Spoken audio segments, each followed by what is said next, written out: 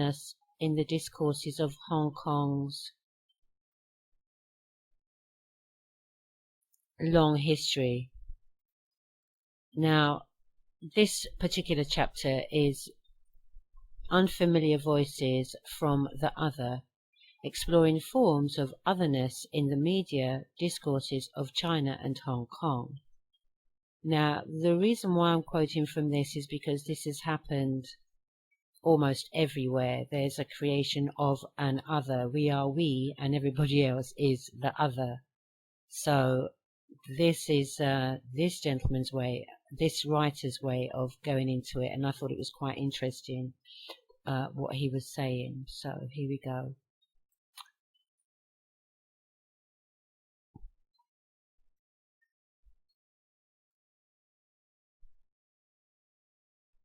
And it's written by Shi Zhu. Chapter 8, Unfamiliar Voices from the Other, exploring forms of otherness in the media, discourses of China and Hong Kong. In the last 3 chapters, we saw that the Western discourse on Hong Kong's decolonization systematically repressed China and Hong Kong's voices as part of the continued imperialist process and tendencies. On the one hand, it often subjected Hong Kong and China to warnings, threats and injunctions. On the other hand, it kept silent about certain issues or offered contrary views about other issues. In this chapter, I want to make a cultural turn towards the cultural, other, and highlight some of the mainland China and Hong Kong's discourses or voices on the same or similar issues that have been marginalized in the Western media. My purpose will be twofold. On the one hand, I want to show how incommensurably different the other's discourse is from the relevant Western counterpart. This will effectively help deconstruct the Western truths and centrality. And this will have theoretical implications too. Non-Western discourses, including their particular concerns, hopes and circumstances, cannot be encaged or restrained within a universal, integrated, or whatever other imperialistic master narratives. On the other hand, I want to reveal that very peculiarity of non-Western discourse, or in this case the Chinese discourse, does not, however, consist in some consistency or identity of linguistic structures and functions, but some kind of family resemblances and even divergences.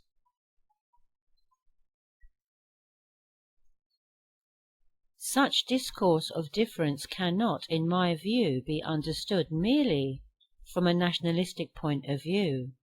Rather, it should be seen from a historical and cultural point of view. This means, in particular, that non-Western discourse be considered from the standpoint of its embedding in the broader international order of historically derived colonialism and cultural imperialism. It will be particularly interesting then to examine how the apparently Chinese and Hong Kong texts operate in the broader cultural power network and exert their forms of cultural otherness. Okay, so we can actually take that chapter and apply it to ourselves, because basically what they're saying is that we are very different people as they are in China and Hong Kong, but they are a collective body. However, the very narrow view, the Western point of view, takes on a very narrow way of looking at them and makes it very easy to create the other. And here we're going to go into it a little bit more in the next book. So we're now going to look at this next book, A Companion to Illustration, Art and Theory.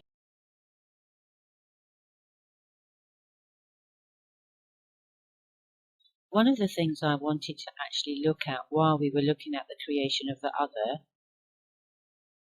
the collective that's over there that's somewhat different to ourselves, all part of creating the class system, all part of creating races of man where we can all look at each other very, very differently. One of the things that I've often heard actually when I watch videos that are looking back into the past, and it's looking at certain pictures of cyclopses and all kinds of monsters and Cynoselaphie, all these different types of weird looking half human, half animal hybrid people that you're seeing in these depictions. And there's many people who have said, oh well, you know, these people actually went there and saw these people, saw these things. And what I'm saying now is a lot of times actually, no, these people haven't been there, and some of these creations are purely out of people's imaginations.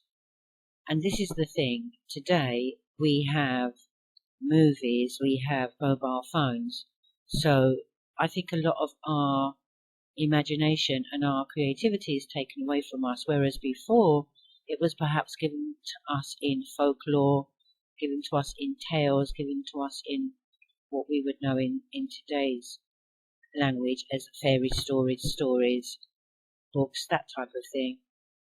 Information of that sort would have been passed on slightly differently a few generations back, and we really have not been looking at the imagination and how imagination could play a very great part in the creation of some of these wonderful things that we see.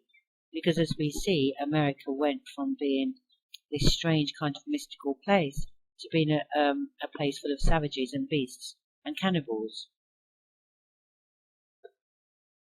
which was all very much setting up the correct mindset for the colonizers when they come over here to treat us, the Aboriginal, the people who sprung up from the soil, as somewhat less human.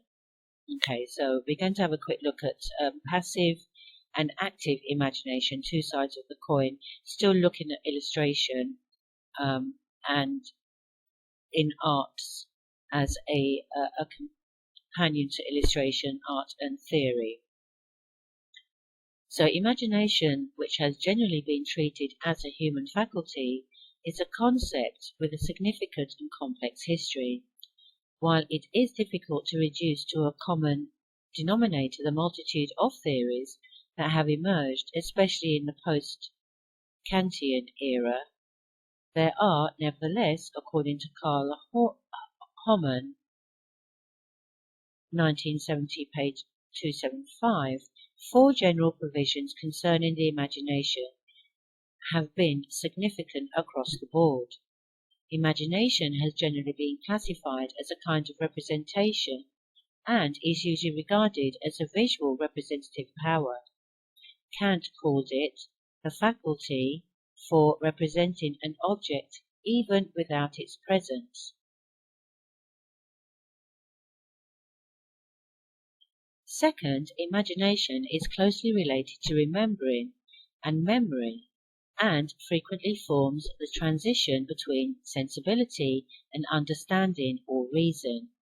It remains, however, tied to the stuff of sensory perception, although it is also able to combine these elements differently. Third, imagination is also related to philosophical deliberations about phenomena such as dreams, visions, somnambulism, and physical and psychic disease.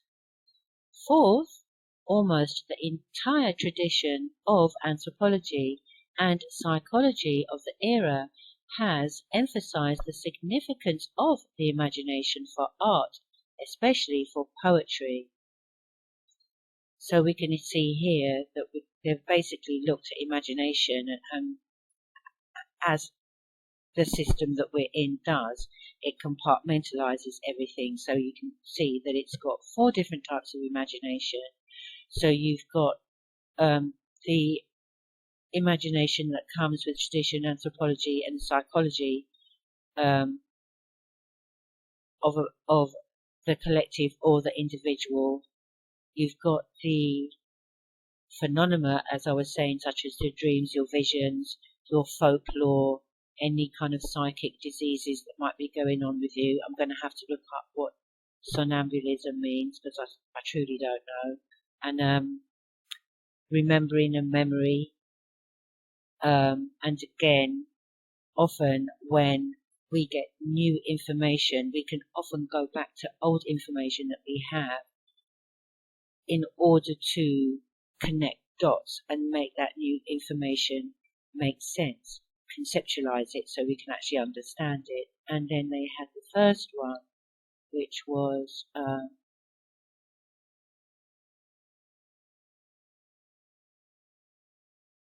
having the ability to represent an object without it being present. So you can imagine an apple without having to have a physical apple in front of you. We're not going to go too much into this aspect of it, but we're now going to go on to, after that, we're going to go on to the representations of art during the 1800s and the Civil War era. So if we consider these aspects more closely, it becomes apparent that the meaning of imagination moves between two poles. On the one hand, pure fantasy as a sphere of dreams and visions, which at the end of the 18th century was increasingly tied to the creative power of art and poetry, but which also carries within itself the potential for pathological delusions. On the other hand, imagination stands for a faculty that is tied to reason and that mediates between sensory impressions and understanding. This latter form of imagination is not concerned with the creation of new realities, but rather with the invention of images, fables, etc., which give expression to the essential traits of a given reality more truthful than would have been possible through the mere reproduction of empirically existing images and occurrences. While pure fantasies, dreams and visions were primarily tied to an unconscious process that was performed without the regimentation of reason, imagination that aimed at synthesizing existing reality was understood as a conscious process assigned to human reason and will. In order to explain the divergence of intentional conscious process and unconscious one, that is, to delimit a conscious sphere assigned to ratio and the will from an unconscious one, the division into active and passive gained a crucial significance in elevating the imagination. Active stands for conscious and rational, while passive characterizes the rule of feelings and passions.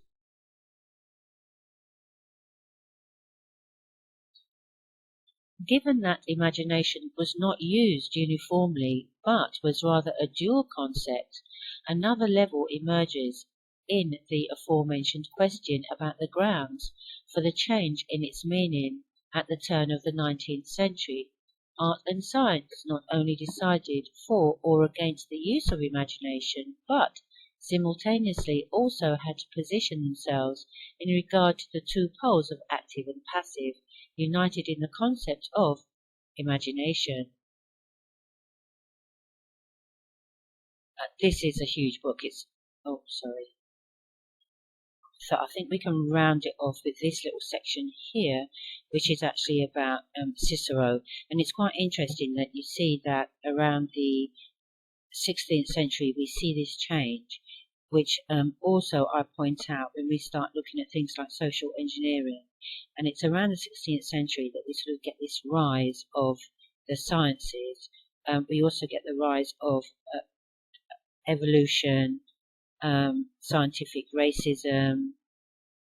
It suddenly goes from being science, all of a sudden changes from being the formula that we know, where you do your experiments. You start with your theory. You have to then do your experiments, and you either prove your theory right or wrong, but it's done through repetition. Once you've actually come to your conclusion, which might not actually what you first thought in the first place, other people are then able to go and repeat your experiment and come up with the same answer. Now all of a sudden we're not getting that, we're getting this kind of fight between what is and what's going on where in the imagination, which is where you sort of get this psychology and guys like Freud. I'm going to call him Freud because his name is spelled like Freud, coming up and talking about personalities and all kinds of strange things with regards to the human mind and how we think, etc. I don't know if you checked the video that I uploaded on the lectures on cannibalism, where they actually even go as far as saying that a child is a cannibalism because you take your mother's milk. There has to be something in the psychology of thinking in that way about the bringing forth of life and the continuance of life. So, and we see it here when he talks about the psyche and the dreams and the and what goes on, folklore, etc., what goes on in people's heads, what manifests then in their imagination. So let's just run through this and then we'll go on to the other section of the book. So as Cicero already emphasized in regarding to the translation of the Greek term energia, we can distinguish in principle between two different possibilities of knowledge acquisition. On the one hand, there is immediate knowledge arising from the perception of objects themselves, which Cicero designated as evidentia, evidence, common sense. On the other hand, there is knowledge mediated through rhetoric, which he designated as illustris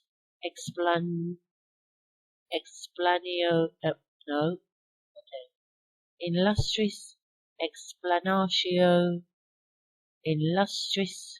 explanatio.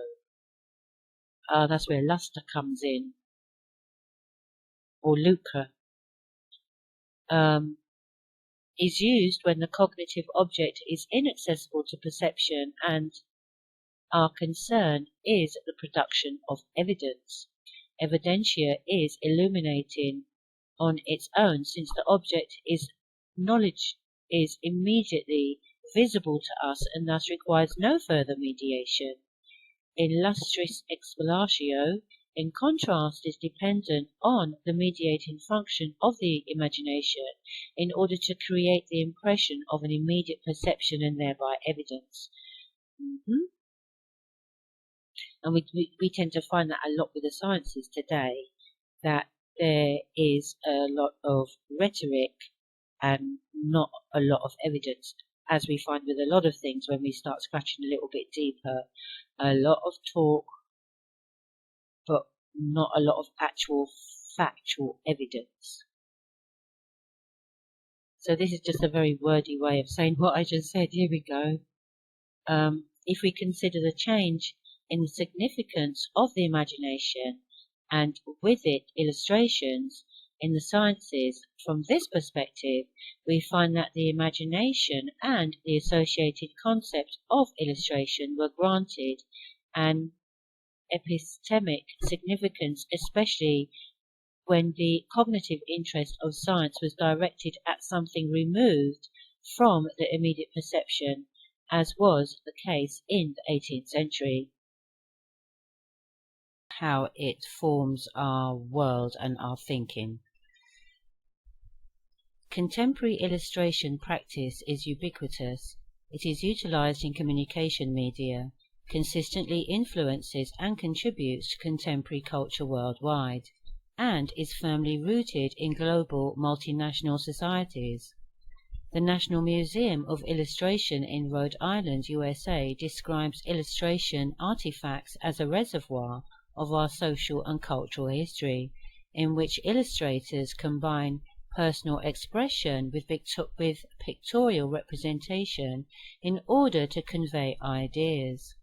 A potent example of an illustration practitioner's role can be demonstrated through the use of children's picture books in early learning language development, and recently the field's influence on both the gaming and motion picture industries worldwide.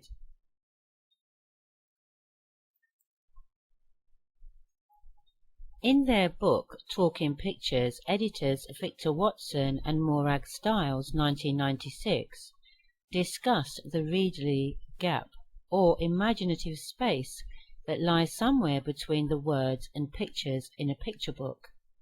It is in this place that the viewer transforms the visual and textual information into an uninterrupted narrative with living characters and dynamic scenes. This is the place where sequential momentum resides. Without doubt, the audience's comprehension is the key to the portrayal of sequential momentum in picture books, and indeed any form of sequential art. In Matilda by Roald Dahl, illustrated by Quentin Blake, 1988, one particular image shows a boy being propelled from an open window. For this image to work, Blake requires some cooperation from his audience. Without their willingness to understand and make meaning from the image, the boy could quite possibly be seen as suspended in mid-air. As it is, the reader's brain takes in all the information and makes an assessment of what is being communicated to them, and thus the boy is understood to be flying through the air. We understand the image because we can imagine what happened just prior to this moment. In effect, we are filling in the gaps, and in the process, this is actually a review, so we don't get all of it, but there's enough to pick up on the subject matter. He then goes on to say, codes deliver messages. Creating a convincing visual language that can communicate effectively with the reader is central to producing an accomplished book. Illustrators use various graphic codes to express the conceptual notion of action, which fall into three categories: closure, mimetic, and iconic. It could be said that action sits in between iconic and mimetic visual language. The action begins with a representative image of a man flying through the air shown through posture. Then iconic indications are often added which relate to speed, e.g. movement lines, blurs, distortions. This illustrative language overlaps with the use of closure, which animates the image in the audience's understanding with the use of broken lines, for example, and the particular point chosen to illustrate. It follows then that illustrators can access these three communicative devices in their work to relate the notion of movement to the audience. What is interesting is how they do this in multiple varied ways.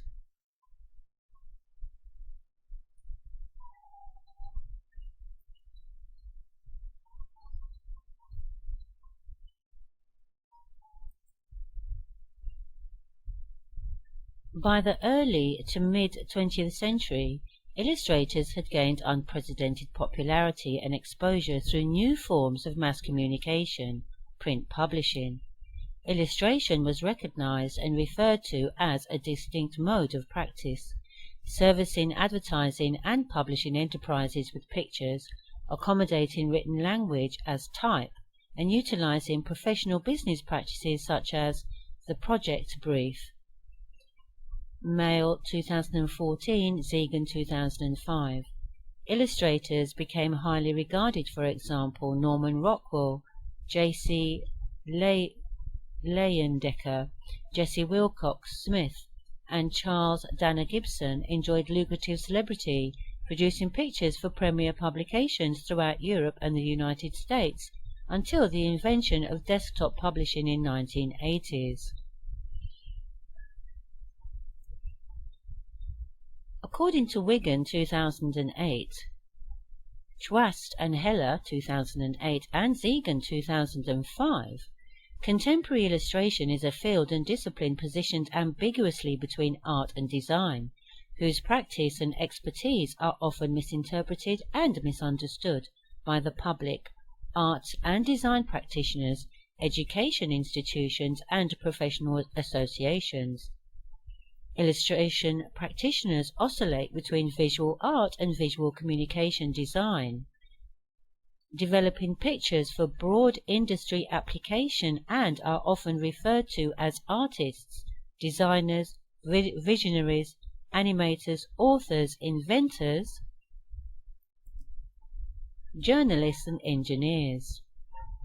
Alluding to the field's function in industry, illustration practice is categorized throughout literature as distinct from visual art, with terms such as applied art, commercial art, or illustration, Arisman and Heller 2006, which do not concisely represent illustration modes of practice or expertise. Limited understanding and recognition of illustration practice and expertise are also reflected in tertiary education, with few dedicated specialized illustration programs existing within Anglo-European and Australian education institutions. Rather, illustration education is commonly found as a subset of study nested within visual art, visual communication, and graphic design programs. Now we look at visual culture. Visual culture as illustration expertise. Expertise in visual culture is determined by participants in society and evolves through what is physically seen, how it is understood, how we are able to, made to, allowed to see the world around us, described as visuality. Foster 1988 from Rose 2012. All critical forms of research are contextualized by the dominant ideology of the time. As Crotty states, the relationship between concept and object, and between signifier and signified, is never stable and is often mediated by the social relations of capitalist production and consumption, that language is central to the formation of subjectivity, that is, both conscious and unconscious awareness. Understanding the ideas that inform your practice and how they are received in the world not only empowers your work as an illustrator, but also develops your intellectual and creative potential for the future.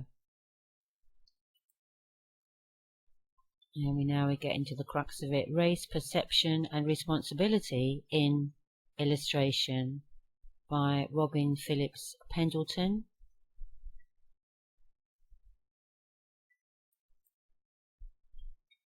Illustration is not just a term used to describe imagery created to accompany textual information. It carries a uniquely powerful voice that has lived through its visual context and has directly persuaded perspectives on race and culture in the United States and across the world for centuries. It continues to have a strong presence in our lives through popular culture and politics, never letting go of its deeply rooted historical journey. Each illustrator maintains their stylistic integrity and infuses their visual forms with their point of view, complete with their own biases and perspectives of life as they see it. From the time Europeans first experienced North America, illustration has played a powerful and significant role in shaping the perception of Black Americans and Native Americans through a variety of different print media, such as newspapers, books, magazines, posters, advertising, and contemporary outlets such as the Internet and social media platforms. Provocative and controversial illustrations in these media outlets have been used in our society for their power of persuasion and have been at the center of race and perception for well over 4 centuries. Illustrated imagery in these various outlets tells a story of the subservient and inferior perception of blacks and Native Americans by whites based on personal perception and assumption. The omission of racially diverse images in mainstream America and Europe in some ways just as damaging, because this practice systematically enforced the sole importance of the white race and simultaneously changed society's perception of blacks and Native Americans. Historically, there were few illustrators and art directors of color, and with regard to white illustrators, only a few had any diversity of life experience.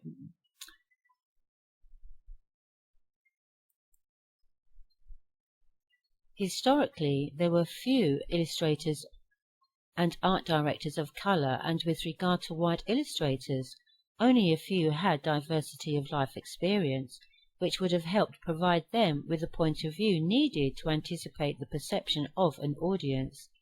There have been some black illustrators who have made a historical... So we can see clearly they're saying that because of the information that was being put out throughout Europe, they had already made up their minds about what they thought America was.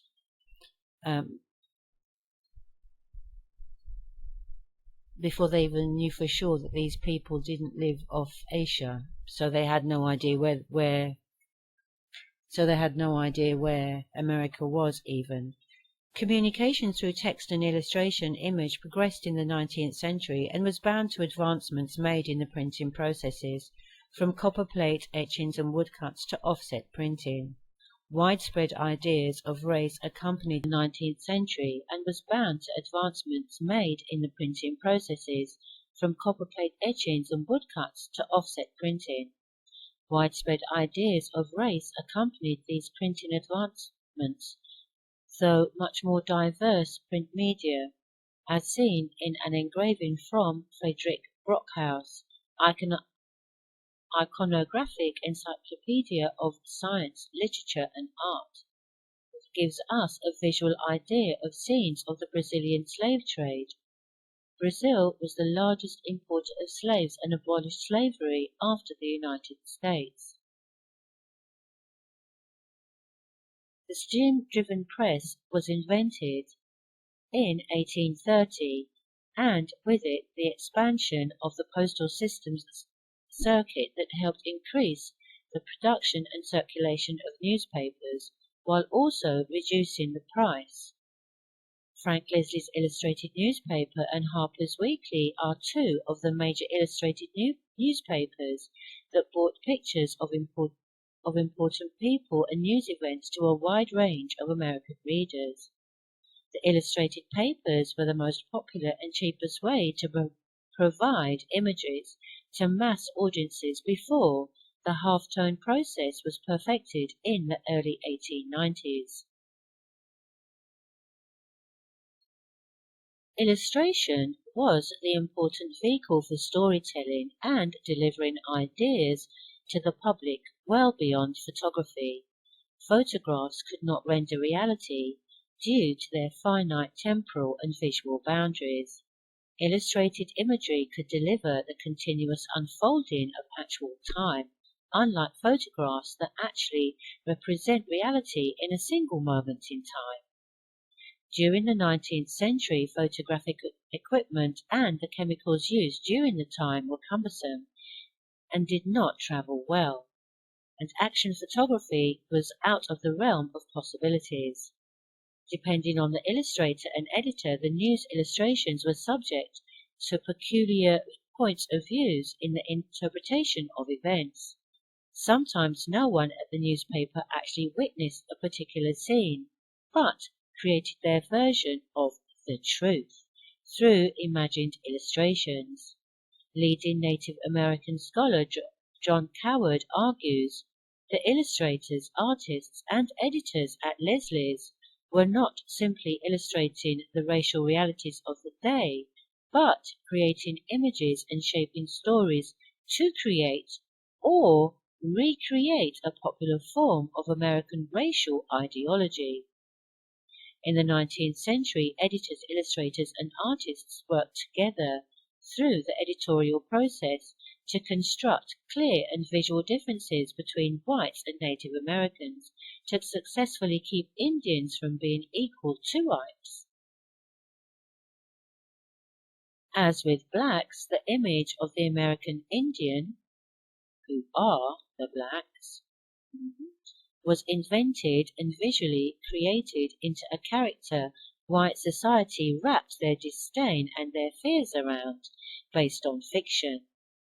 In general, the pictorial press representing Indians as racial outsiders and cultural curiosities, usually in an us versus them manner, where Euro-American standards and values were the norm, and Indian standards and values were abnormal and thus deviant. This was a journalistic form of racial simplification and cultural othering that almost always separated Indians from whites. The noble savage was considered the good Indian and pictured as proud, brave, and strong. They were accompanied by visual cliches such as clothing or scenery. On other occasions, they were murderous, primitive savages, the ignoble savage, or bad Indians, in stark contrast to civilized, upstanding whites, ignoble, savage imagery, rationalized war, and dispossessed through the Native American fighting and the brutalization of whites. Much of this imagery was created by illustrators such as Theodore Davis, W. M. Carey, George Ellsbury, and Alfred E. Matthews. They and many others captured the Indian and America's West, as well as helped to persuade migration to the western areas of the continent.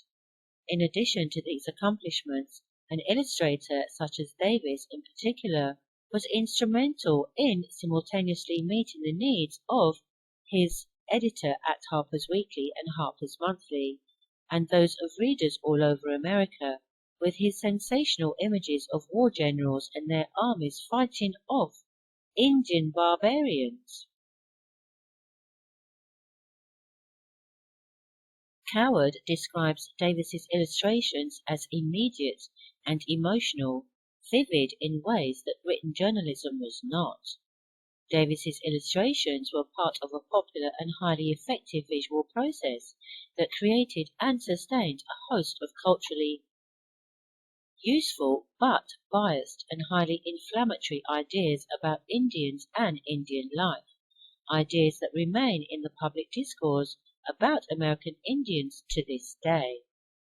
George Ellsbury was one of a group of artists who traveled west in the Selby expedition to the North Dakota area of the United States in 1863.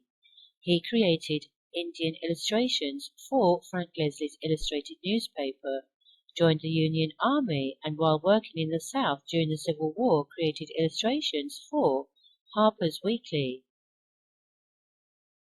An example of his work is the illustration in Frank Leslie's illustrated newspaper on November 7, 1865, of the Sioux attack of the Sioux on the forage teams camping and their repulse by Captain Davis's cavalry, from a sketch by our special artist George Ellsbury.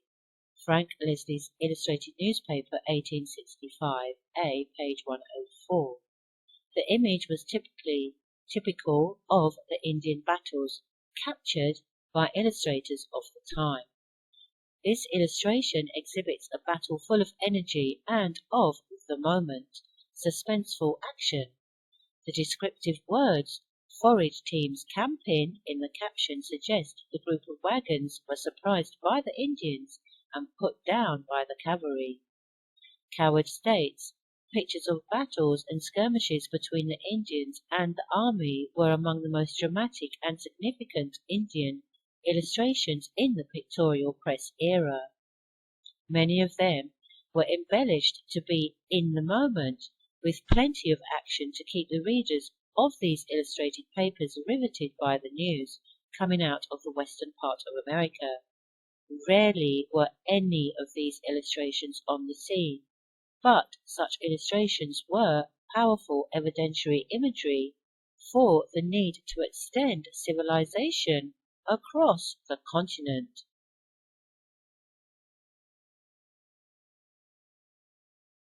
There was visual incentive in putting an end to Indian atrocities, even if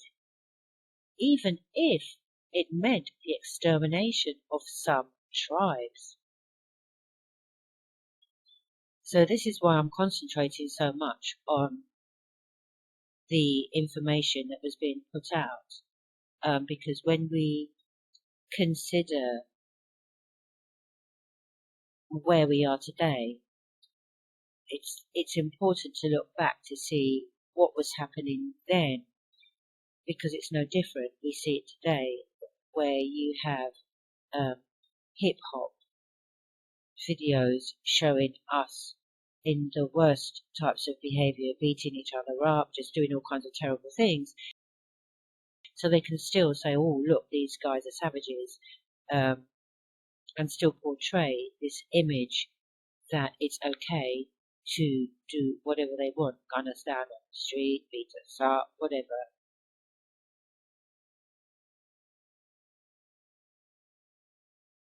And it's really polite how they just say, even if it meant the extermination of some tribes, when we know that basically they came to take over the land and they didn't really care how many people they killed. In fact, if they could kill everybody, they would have. The contemporary Native American stereotype, a horse-mounted plains warrior in war bonnet and buckskin, has its roots in the romantic images of 19th century popular culture.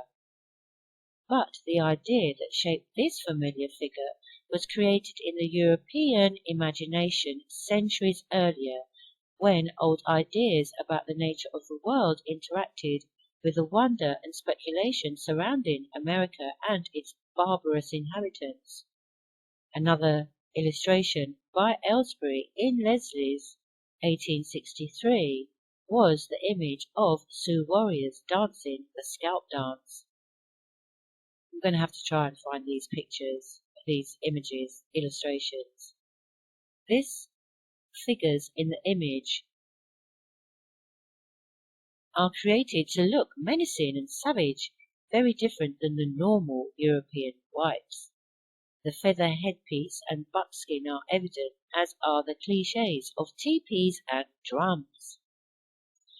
Cliches of teepees and drums. The appearance of two figures sitting near a tree beating drums for the dance, in addition to the female Indians dressed in ceremonial wraps in the distance, helped to reinforce the notion of Indians being the other, according to Berkhofer, writing about Native Americans.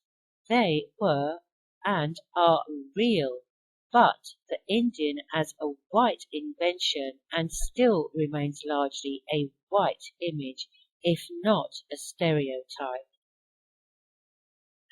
There we go.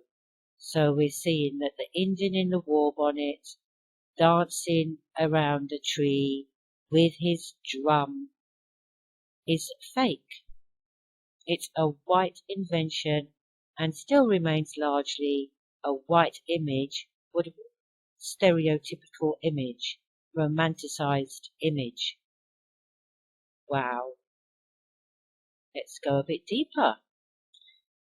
Contemporarily, the idea of the Indian or Indians in general is a white stereotype, because it does coincide with present-day ideas of how Native Americans lived and saw themselves.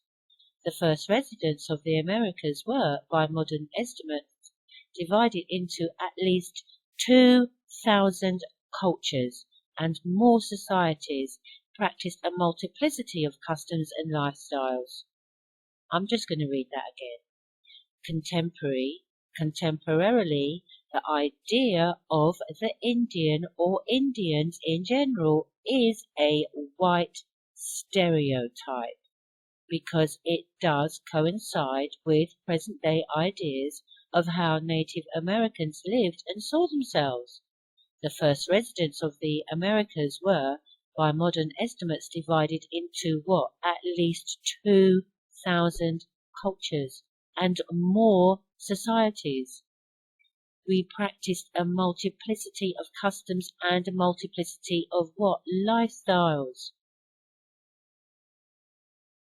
Whites categorized a variety of cultures and societies in a single entity for the purpose of description and analysis, thereby neglecting or playing down the social and cultural diversity of Native Americans then and now for the convenience of simplified understanding.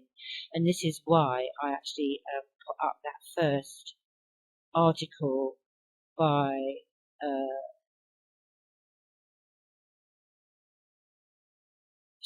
I can't remember his name, the Chinese content creator, because he's talking about this imperialistic mindset that the English have, where they just have this like straight way of looking at things.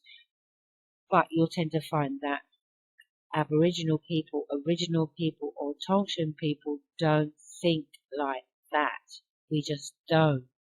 And there you have the issue. See, there you have the rub, because where you get people talking about wanting to join the 5 civilized tribes. Why? When it's telling you quite here, it's a white invention.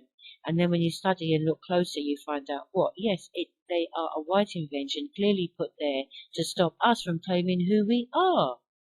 Wow. Oh, dear. Okay, let's calm down a bit.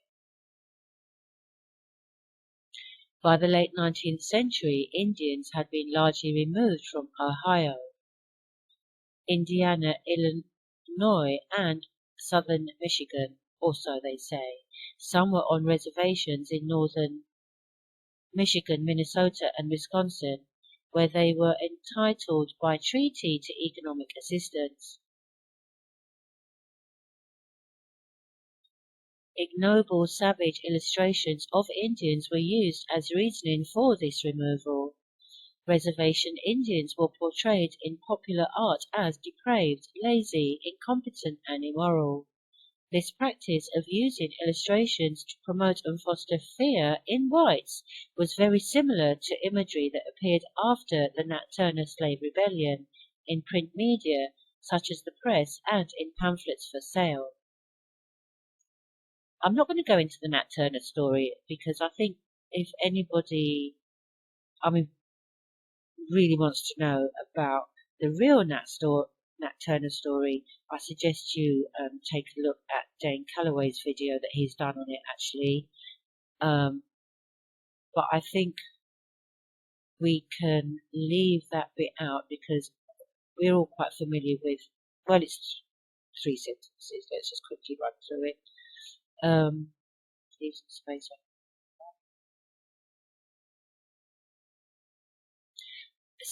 So they say, Nat Turner was a slave and a preacher who led the bloodiest and deadliest slave uprising in American history, where at least 55 white men, women, and children were killed in Virginia. White slave owners sought to maintain control of their slaves through more brutal treatment and amended their slave codes across slaveholding states. There were laws restricting slave behavior and put in place in the beginning of the slave trade. Frederick Remington, this is the guy, was an illustrator, artist, and sculptor who had particular skill in creating scenes from his imagination.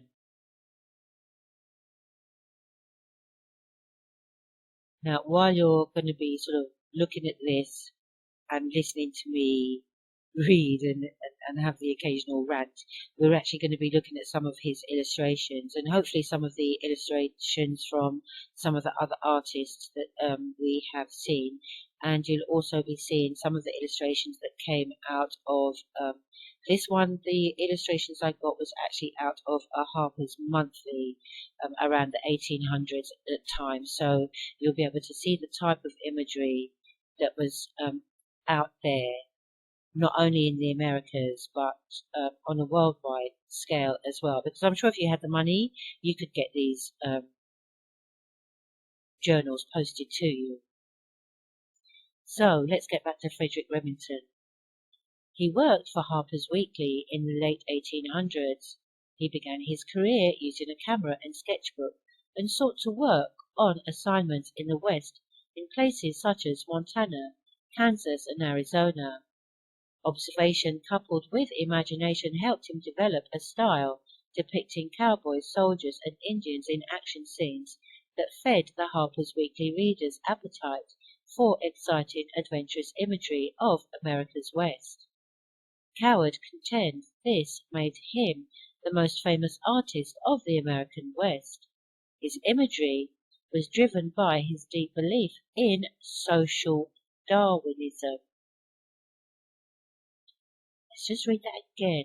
His imagery was driven by his deep belief in social Darwinism, an ideology created by Charles Darwin, which was a common way of thinking in the 19th century, that believed Indians and blacks, because they are the same after all, at least on this side of the hemisphere, were primitive and more like animals than civilized human beings.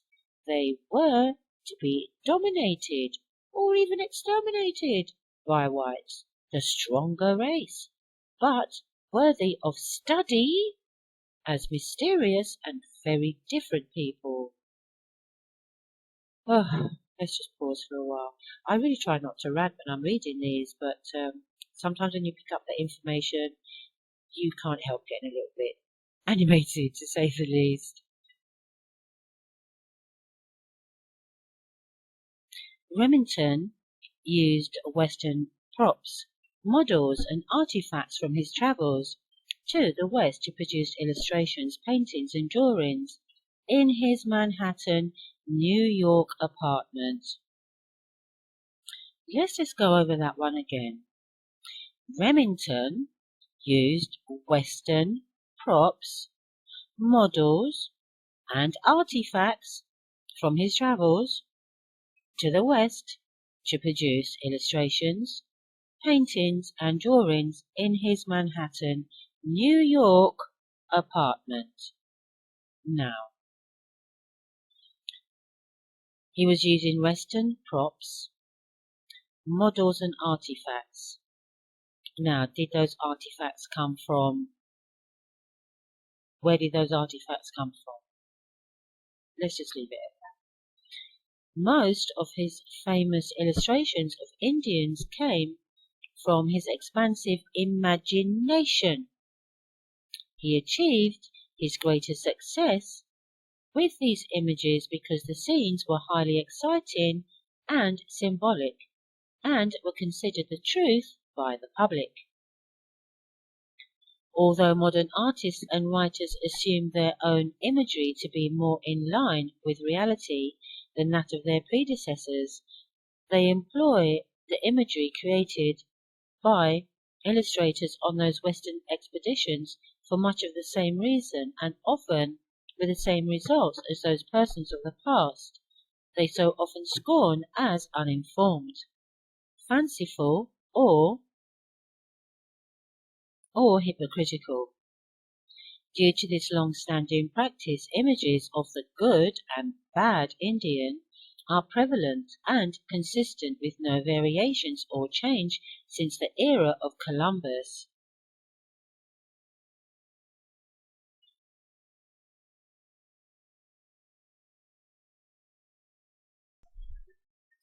Because Indians, invention, a lot of the paintings and pictures that we're seeing, definitely from the 16th century, are made up, be they Europe or America. We're not saying some of these events didn't happen, but they perhaps didn't happen quite the way we've been told. It's all a lie. We're just gonna finish off now on this site. The Indigenous peoples of Canada and Indian residential schools, sites, and here we have from noble savage to wretched Indian, stolen lives, indigenous peoples of Canada, and Indian residential schools. This is chapter 2. So we're just having a quick look at this site here. Some Europeans, like the American painter George Catlin, looked at the indigenous peoples of North America as a representation of indigenous peoples before Western civilization developed, pure, bold, and noble beings. Such Europeans called the indigenous people they encountered noble savages. Catlin was, according to one scholar, a steadfast champion of the noble savage myth, which described American Indians as independent beings of stately bearing, brave but honorable warriors, and beautiful princesses, gifted orators, and creators of innocence and simplicity living from the bounty of nature. In the 19th century, during the Romantic period, many European authors embraced the idea of the noble savage and used it to express their longing for simplicity, beauty, and deep connection to nature. And here we have a picture or a painting. So they're talking about George Catlin's recorded the customs and appearance in paintings and writings. He's a French poet, essayist, and critic. Charles Baudelaire commented that Catlin's paintings captured the proud, free character and noble expression of these splendid fellows in a masterly way. Stu Micosuk's Buffalo Bulls, Back Fat, Head Chief, Blood Tribe is Catlin's 1832 portrait of the chief of the Blackfoot tribe, whose territory straddled the present-day border between the United States and Canada. By the middle of the 19th century, European policymakers became impatient with the slow progress of their plans to civilize indigenous groups who insisted on maintaining their traditions. This frustration was shown in yet another stereotype. Now, not only were the Indians savage, they were also known as wretched Indians. Charles Dickens, the most popular British writer of the mid-1800s, captured the change in attitude in his 1835 essay, The Noble Savage. Before this essay was written, Dickens attended an exhibition of the works of George Catlin. In the essay, Dickens reacts to the main theme of Catlin's work, the nobility of the indigenous people the artist encountered in North America. To come to the point at once, I beg to say that I have not the least belief in the noble savage. I consider him a prodigious nuisance and an enormous superstition. His calling rum, fire, water, and me a pale-face wholly failed to reconcile me to him. I don't care what he calls me. I call him a savage, and I call a savage something highly desirable to be civilized off the face of the earth. He is a savage, cruel, false, thievish, murderous, addicted war or less to grease, entrails, and beastly customs, a wild animal with a questionable gift of boasting, a conceited, tiresome, bloodthirsty, monstrous humbug. Yet it is extraordinary to observe how some people will talk about him as they talk about the good old times. There was Mr. George Catlin some few years ago with his Obibewe Indians. Mr. Catlin was an energetic, earnest man who had lived among more tribes of Indians than I need reckon up here, and who had written a picturesque and glowing book about them. With his party of Indians squatting and spitting on the table before him, or dancing their miserable jigs after their own dreary manner, he called in all good faith, upon his civilized audience to take notice of their symmetry and grace, their perfect limbs, and the exquisite expression of their pantomime, and his civilized audience in all good faith complied and admired. Whereas mere animals, they were wretched creatures, very low in the scale and very poorly formed. It is not the miserable nature of the noble savage that is the new thing. It is the whimpering over him, and the maudlin admiration, and the affection to regret him, and the drawing of any comparison of advantage between the blemishes of civilization and the tenor of his swinish life. To conclude as I began, my position is that if we have anything to learn from the noble savage, it is what to avoid. His virtues are a fable, his happiness is a delusion, his nobility nonsense. The word will be all the better when his place knows him no more.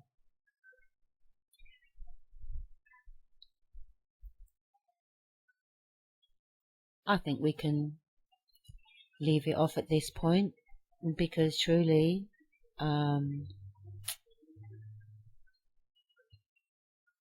they didn't want the occupiers of the land to still be on the land, but we're still here. We're still here. And in fact, it's time for you to go, truly.